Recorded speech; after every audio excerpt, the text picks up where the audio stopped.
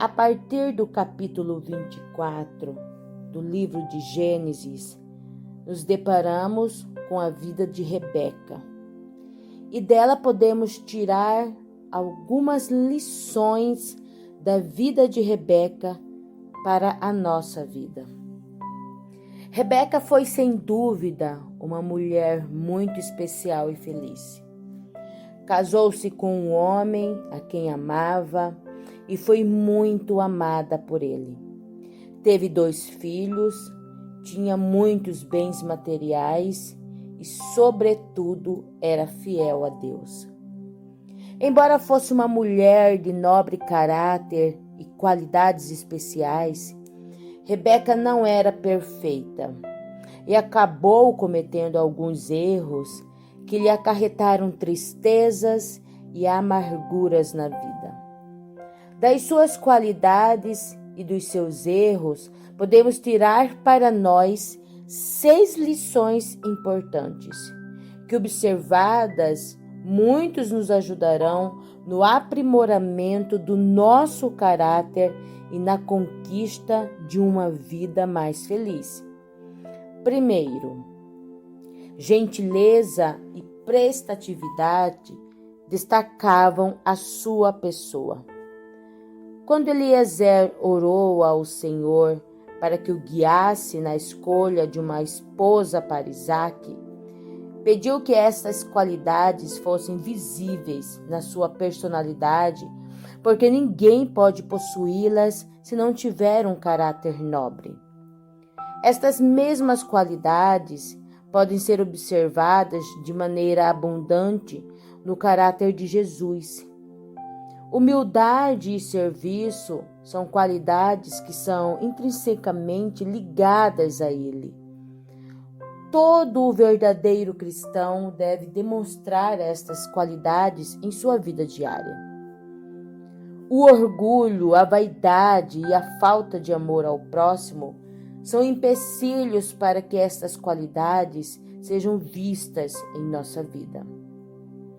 As atividades de Rebeca foram voluntárias e desinteressadas porque faziam parte do seu caráter. Devemos orar a Deus suplicando um caráter semelhante. Dessa maneira, não estaremos apenas nos igualando a ela, mas principalmente a Jesus. Segunda lição: era uma mulher de fé e de oração.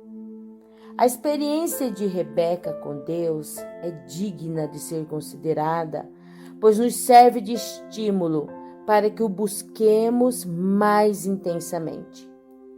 A fé de Rebeca era resultante de uma comunhão íntima com Deus. Parece que tal intimidade era algo especial em sua vida, porque quando se viu perplexa e aflita, ela não buscou intermediários para que intercedessem por ela diante de Deus. Antes, ela mesma buscou nele a resposta para suas incertezas e aflições. É notável também que, em resposta às suas súplicas, o próprio Deus conversou com ela, trazendo-lhe alívio, forças e principalmente a revelação de que havia gêmeos no seu útero, além de revelar também o futuro deles e das suas gerações futuras. Assim, pode acontecer também conosco, se buscarmos ao Senhor e fizermos dele o nosso melhor amigo e confidente. Podemos estar certos de que, como aconteceu com Rebeca, ele nos dará a resposta para as nossas orações. Terceira lição: ela acreditou na palavra de Deus. Desde o dia em que Deus revelou a Rebeca a sua escolha por Jacó para ser o futuro patriarca da família e herdeiro das bênçãos prometidas a Abraão, ela jamais duvidou dessa palavra e guardou-a em seu coração até o dia em que elaborou a trama para que isto acontecesse. Embora Rebeca aceitasse a liderança de Isaque como chefe do lar, não concordava em passar os direitos da primogenitura para Esaú, pois preferia apegar-se à revelação de Deus, a conformar-se com a tradição e cultura de sua época. Na palavra de Deus, há sabedoria e direção para a nossa vida. Nos dias de hoje também, Deus nos fala por meio de sua palavra, a qual contém revelações importantes sobre a vontade de Deus para nós, bem como sobre o futuro por Ele planejado para o mundo e a humanidade. Como Rebeca, devemos renunciar às tradições humanas em favor da palavra de Deus, confiando no assim diz o Senhor e no está escrito, como o fez Jesus quando foi tentado por Satanás. Somente assim poderemos estar certos de nossa vitória. Infelizmente, há muitos hoje em dia que preferem ouvir o conselho de outros a ouvir a palavra de Deus.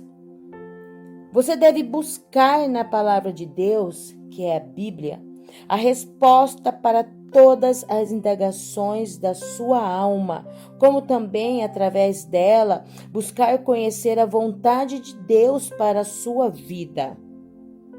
Quarta lição: uma mãe nunca deve ter preferência por um filho. Rebeca, apesar de ter muitas virtudes, não era perfeita. E aqui está um dos erros de sua vida como mulher e como mãe.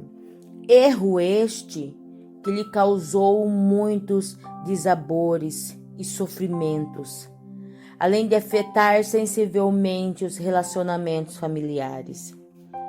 Possivelmente tal preferência tenha começado por não entender os motivos da escolha de Deus por Jacó. O Senhor ama igualmente a todas as pessoas e não amava a Jacó mais do que a Esaú. A escolha de Jacó se deu porque Deus, na sua onisciência, viu que Jacó seria mais bem preparado para dirigir seu povo, mais fervoroso e mais comprometido com as coisas espirituais do que seu irmão Esaú. A preferência de Deus se dá pelo nosso caráter e por nossas próprias escolhas, não por qualquer outro motivo. Rebeca também poderia ter manifestado certa inclinação por Jacó, devido à indisfarçável preferência de Isaque por Esaú. E dessa maneira procurava compensar a falta de atenção e carinho por parte do pai ao filho caçula. Não importam, no entanto, os motivos. Rebeca, ao dar preferência a Jacó, automaticamente distanciou-se de Esaú, e talvez isso tenha contribuído para formar nele o caráter rebelde e independente que o caracterizava. Quando essas coisas acontecem numa família, as consequências podem ser, além de trágicas, eternas, pois um filho rejeitado pode afastar-se não só do amor e orientações de seus pais, como também, e o que é pior, do amor de Deus e de seus caminhos. Por outro lado, o filho preferido não deixará de ter sua personalidade afetada também, tornando-se de difícil convivência, orgulhoso, prepotente, exigente e não raramente dependente, pois o mimo com que foi criado só tende a levá-lo para esse caminho. Pelo que podemos captar da história de Rebeca, nunca houve uma maior afinidade entre ela e seu filho Esaú, o que é lamentável. Quando a tolerância substitui o amor, não pode haver felicidade nem para o filho e nem para seus pais. Então ore para que isto jamais venha a ser um problema no seu lar e aprenda a amar os seus filhos a despeito de suas fraquezas e defeitos. Quinta lição: para Deus, os fins nunca justificam os meios. Outro erro cometido por Rebeca e frequentemente praticado por muitas pessoas, inclusive pela igreja cristã em épocas passadas, foi acreditar na premissa de que os fins justificam os meios. Ao assumir o controle da situação, criando uma estratégia para enganar seu marido, Rebeca estava pondo uma dúvida o poder de Deus para cumprir o que lhe havia revelado, quando ainda estava para dar à luz os seus filhos. Deus lhe havia revelado que Jacó assumiria a primogenitura. Porém, como isto aconteceria, era um problema de Deus e não dela. A palavra de Deus se cumpriria quando o Senhor achasse conveniente. Bastava para ela ter esperado a intervenção divina. Rebeca estava cometendo um erro na esperança de estar corrigindo o outro, convencendo o seu filho Jacó a enganar o pai. Ela procurava convencer a si mesma de que era justificável usar de qualquer meio a fim de assegurar o cumprimento da previsão divina. Não estaria ela agradando a Deus?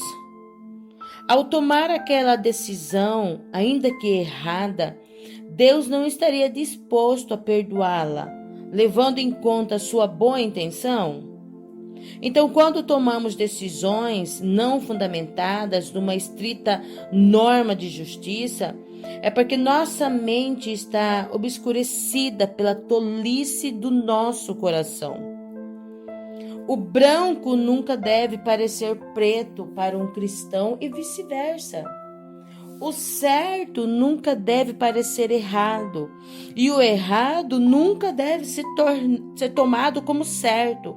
Se isto acontecer, é porque nossa mente está seduzida pelos enganos de Satanás. E sexta lição: os filhos às vezes nos fazem sofrer. Quando ainda bebês, os filhos sempre são objetos de sonhos e fantasias para os pais, que imaginando o futuro os veem formados, bem-sucedidos e encaminhados na vida. Contudo, às vezes, os sonhos se tornam pesadelos, enchendo o coração dos pais de dor, perplexidade e angústias. Quando isso acontece, é bastante comum os pais analisarem o passado e então cobrarem de si mesmos: onde foi que nós erramos? Às vezes encontram os motivos e se sentem culpados, mas não é incomum ficarem sem resposta, o que contribui para deixá-los ainda mais deprimidos, pois fizeram de tudo para alcançar seus sonhos e não deu nada certo. Se isto acontecer em seu lar, não se desespere e não se culpe. Afinal, ainda que você tenha cometido os erros, eles não foram intencionais. Console-se, pois errar é humano. Não permita que esses erros cometidos no passado venham te martirizar. Que erros na educação, tendências genéticas, influências sociais e dos meios de comunicação são fatores decisivos para as calamidades familiares. E por detrás deles está Satanás, o inimigo da família e do próprio Deus. No caso de Rebeca e Isaac, houve o problema da divisão do casal na atenção e carinho conferidos aos filhos. Contudo, Jacó teria tido as mesmas desculpas para cometer os mesmos erros de seu irmão, porém não os cometeu. Apesar dos erros cometidos por Isaque e Rebeca na formação de seus filhos, podemos considerar que eles tiveram com certeza mais acertos do que erros. Isaque e Rebeca eram pais tementes a Deus e passaram para seus filhos os princípios de uma vida consagrada. Ambos deram a eles o exemplo da fidelidade ao Senhor e de um caráter íntegro e nobre. Entretanto, parece que enquanto estes princípios frutificaram no coração de Jacó, no de Esaú surtiram poucos efeitos. Esaú desde cedo mostrou indiferença para com a religião e o testemunho de seus pais, pois se casou com 2 mulheres, desprezando o exemplo monogâmico deles, e ainda desafiou abertamente suas orientações, ao escolher como esposas jovens que eram pagãs, o que feriu muito o coração deles, pois ambas se tornaram amargura de espírito na vida da família, e isto acabou resultando na apostasia dele e de seus descendentes. Se isto acontecer em seu lar e você tiver dificuldades no relacionamento com algum filho, se a indisciplina de algum deles abalar seu psicológico, lembre-se de que Deus pode lhe dar sabedoria para lidar com essa situação e também forças e alívio para as suas dores. Faça a sua parte da melhor maneira possível para educá-los no caminho do Senhor e suplique sempre a Deus por eles, mesmo quando tudo estiver caminhando bem e a paz estiver reinando no seu lar. Se você agir dessa maneira, com certeza, quando vierem lutas e pesares, Deus não deixará de ouvi-la e socorrê-la.